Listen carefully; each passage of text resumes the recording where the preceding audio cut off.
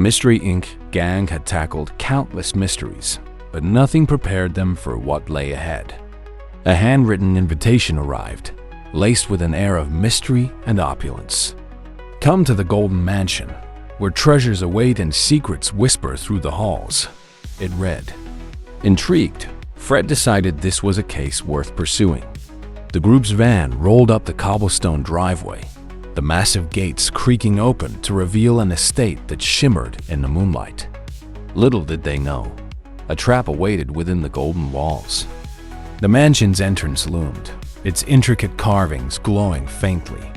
Daphne adjusted her scarf, marveling at the grandeur. This place looks like it belongs in a storybook, she said, though her admiration was tinged with unease.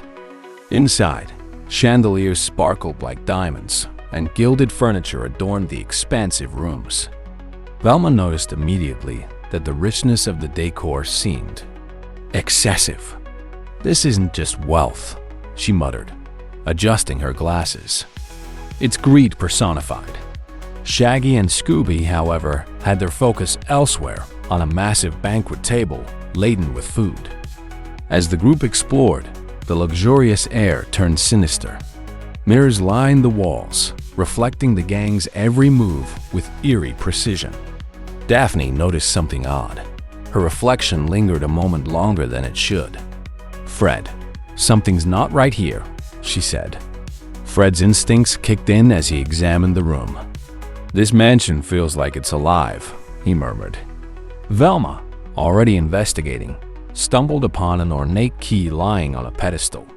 This could unlock something important, she speculated. Suddenly, a booming laugh echoed through the mansion, freezing everyone in their tracks. Welcome, meddling kids, the voice thundered. A ghostly figure resembling Trump appeared in a swirling mist, his features exaggerated and caricature-like. You'll never uncover my secrets, it declared, pointing an accusing finger.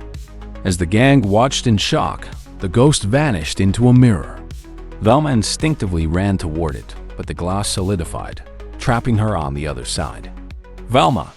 Daphne screamed, pounding on the mirror. I'm fine, Velma's muffled voice came through, but this room is a maze of mirrors. Fred rallied the team, his determination unwavering. We're not leaving until we get Velma out and figure out what's going on here, he said firmly. Shaggy and Scooby, though reluctant, nodded in agreement. Like, I'm not a fan of ghosts or mirrors, Shaggy said, clutching Scooby. Roar me neither, Scooby added. Together, the group began searching for clues, the mansion's glittering beauty masking the darkness lurking within. Every step they took brought them closer to the truth and deeper into the trap. The gang's frantic search for Velma led them deeper into the mansion's sprawling corridors. Each hallway seemed identical, the mirrored walls playing tricks on their senses.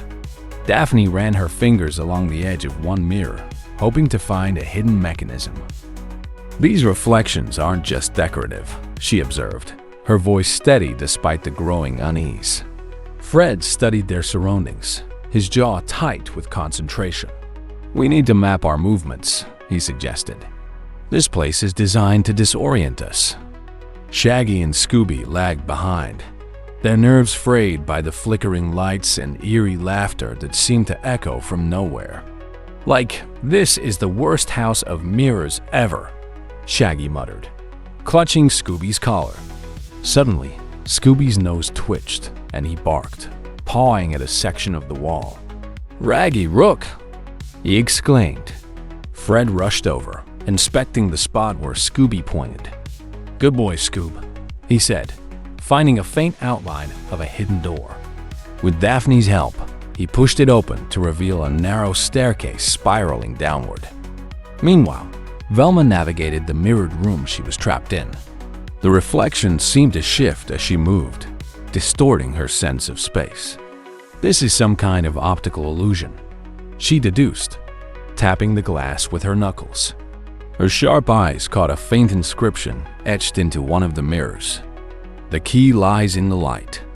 She fumbled in her pocket for the small flashlight she always carried. As she shone in on the mirrors, a path began to reveal itself, the reflections aligning to form an exit.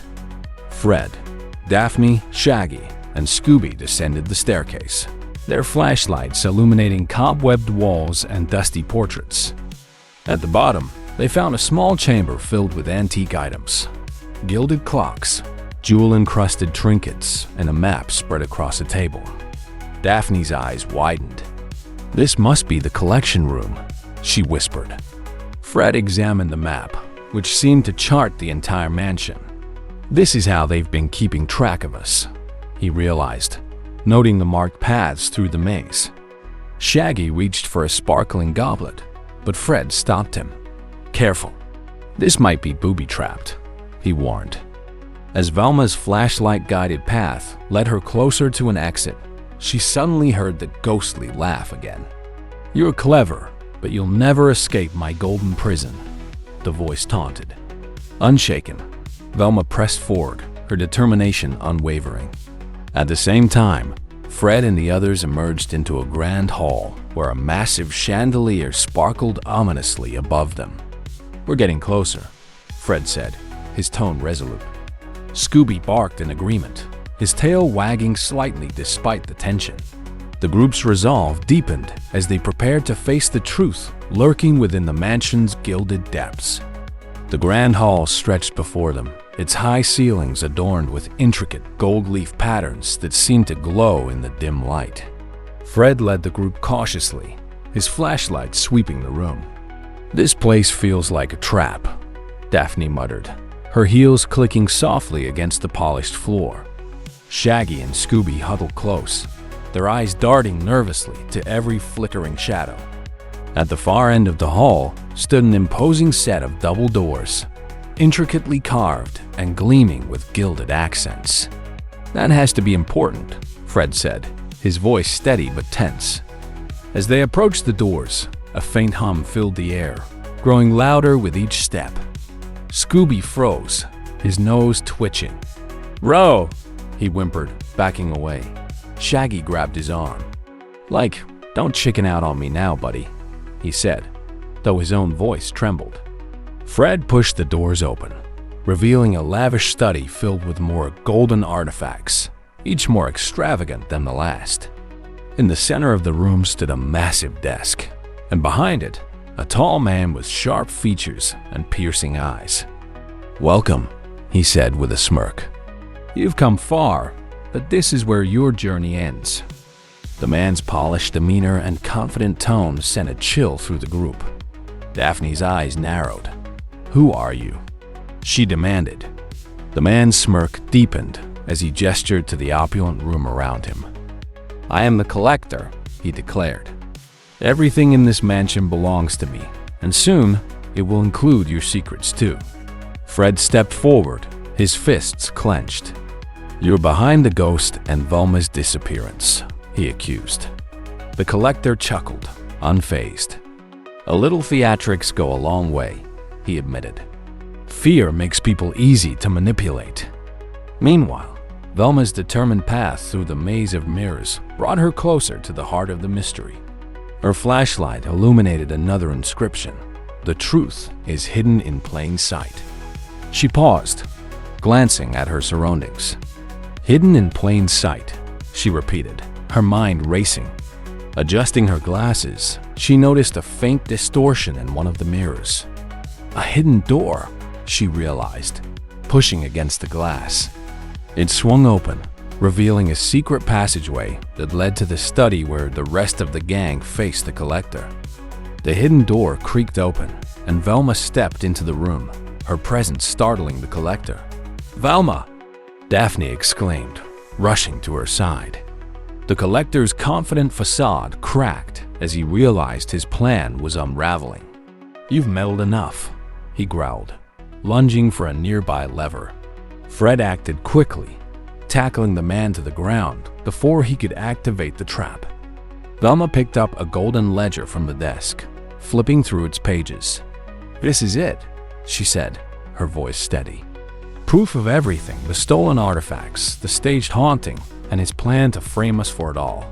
With the collector restrained, The gang knew they were one step closer to solving the mystery. With the collector restrained and the golden ledger in their hands, the gang knew they held the key to exposing the truth. Fred tightened the ropes binding the man, his jaw set with determination. "You're gonna tell us everything," he demanded. The collector sneered, but remained silent, his piercing eyes filled with defiance. Velma flipped through the ledger, her fingers brushing over pages of meticulous records. "These artifacts aren't just stolen," she said, adjusting her glasses. "They're connected to unsolved heists all over the country." Daphne examined the room's ornate decor, her sharp eyes landing on a display case filled with peculiar golden keys.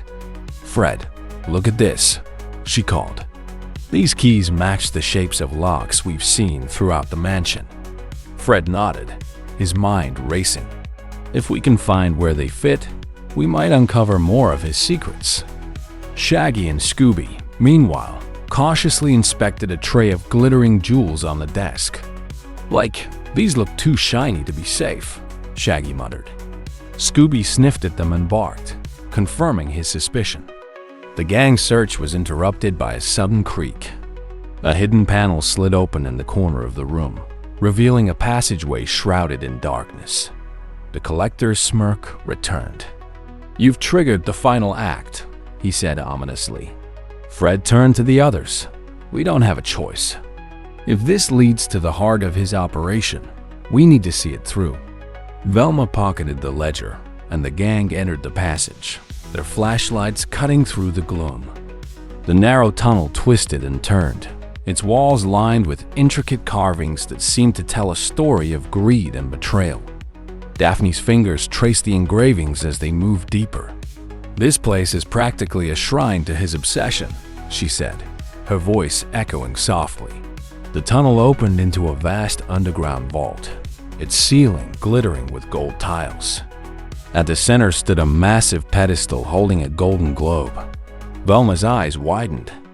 "This must be the centerpiece of his collection," she whispered. As they approached the pedestal, the room began to rumble. "It's a trap!" Velma shouted, spotting pressure plates embedded in the floor. Fred quickly pulled everyone back, scanning the room for a safe path. Shaggy and Scooby yelped as a section of the floor collapsed, revealing a pit lined with spikes. "Like, I knew this guy was nuts, but this is overkill," Shaggy exclaimed. Fred found a series of narrow beams leading to the pedestal. "We have to deactivate the trap and secure the globe," he said. "It's the only way to stop him." The gang braced themselves, knowing the next steps would require all their courage and skill. Fred carefully balanced on the narrow beams, leading toward the golden globe. Each step was deliberate, his eyes scanning the floor for hidden mechanisms. Daphne followed close behind, her focus unyielding. Velma stayed back, her sharp mind analyzing the carvings on the walls. "These symbols aren't just decorative," she said aloud. "They're part of the trap and the key to deactivating it." Shaggy and Scooby huddled near the entrance, nervously watching the unfolding scene. "Like, let's not find out what happens if Fred steps on the wrong beam," Shaggy muttered. Velma's fingers traced the symbols as she pieced together their meaning. "It's a sequence," she realized. "If we input the wrong order, the entire floor will collapse." She called out to Fred and Daphne, guiding them to the pedestal. Fred reached the golden globe, his hands hovering over its surface. "What do I do now?" he asked, his voice tense. Velma studied the carvings. "There's a latch underneath," she said. "But you'll need to turn it counterclockwise while pressing the center." As Fred followed Velma's instructions, the globe emitted a low hum. The rumbling ceased and the floor stabilized. "I think it worked," Fred said, exhaling in relief. Daphne inspected the pedestal, finding a hidden compartment. Inside was a small, intricately carved box. "This must be what he was trying to protect," she said, holding it up. Velma nodded. "If this contains more evidence, it could be the final piece to exposing his operation." Suddenly, The collector's voice echoed through the vault. "You meddling fools! You don't know what you've unleashed." The gang turned to see him standing at the entrance, his hands free from the ropes they had tied. Shaggy and Scooby yelped, diving for cover. "How did he escape?" Daphne asked, her eyes narrowing. The collector smirked, pulling a remote from his pocket. "You've triggered the failsafe," he sneered, pressing a button. The walls of the vault began to shift, golden tiles falling like pieces of a puzzle. "We need to get out of here now," Fred shouted. Velma clutched the box tightly as they sprinted toward the entrance. Shaggy and Scooby led the charge, their fear propelling them forward. The shifting walls made the path treacherous, but the gang worked together, guiding each other through the chaos. As they reached the tunnel, the vault collapsed behind them with a deafening crash. Outside, the collector was swiftly apprehended by the authorities, thanks to Daphne's earlier call. Fred handed over the box and the ledger to the sheriff. "This should be enough to convict him," Fred said. The gang watched as the collector was taken away, their relief tempered by the realization of how close they had come to disaster. The gang stood outside the crumbled remains of the vault, the morning sun casting a golden hue over the once intimidating mansion. The collector, now handcuffed and flanked by 2 officers, glared at the group. "You ruined everything," he snarled, his voice dripping with bitterness. Velma stepped forward, her voice calm yet firm. "You did that yourself. Stealing artifacts, staging hauntings, and putting innocent people in danger for your greed. You had this coming." Daphne handed the intricately carved box and the golden ledger to the sheriff. "These should be enough to uncover the full extent of his crimes," she said confidently. The sheriff nodded, flipping through the ledger. "This is more than enough," he agreed. "We'll make sure justice is served." Fred placed a reassuring hand on Daphne's shoulder. "You did great," he said, his voice filled with pride. Daphne smiled, brushing dust from her dress. It was a team effort. Shaggy and Scooby, meanwhile, were already helping themselves to a celebratory feast prepared by the grateful mansion staff. "This is the best part of solving mysteries," Shaggy said, between bites of a massive sandwich. Scooby nodded enthusiastically, his tail wagging as he scarfed down a plate of pastries. "Rhea, best part," he added, his mouth full. Velma chuckled, her tension finally easing. "You two always manage to find the silver lining," she said, shaking her head fondly. As the gang prepared to leave, Fred took one last look at the mansion. "It's a shame," he said. "All this wealth could have been used for something good, instead of fueling greed and deception." Velma adjusted her glasses. "At least it's over now," she said. "The artifacts will be returned, and the mansion can finally have a fresh start." Daphne nodded in agreement. "And the town knows the truth. That's what matters." Back in the Mystery Machine, the gang reflected on their adventure. "That was one of the craziest mysteries we've ever solved," Shaggy said, leaning back in his seat. "And one of the scariest," Daphne added, glancing out the window as the mansion disappeared from view. Velma smiled. "But it just goes to show, no matter how elaborate the scheme, the truth always comes out." Fred started the engine, his expression determined. "And as long as we're around, no mystery will stay unsolved." As the van rumbled down the road, the gang laughed and joked, ready to take on whatever adventure came next.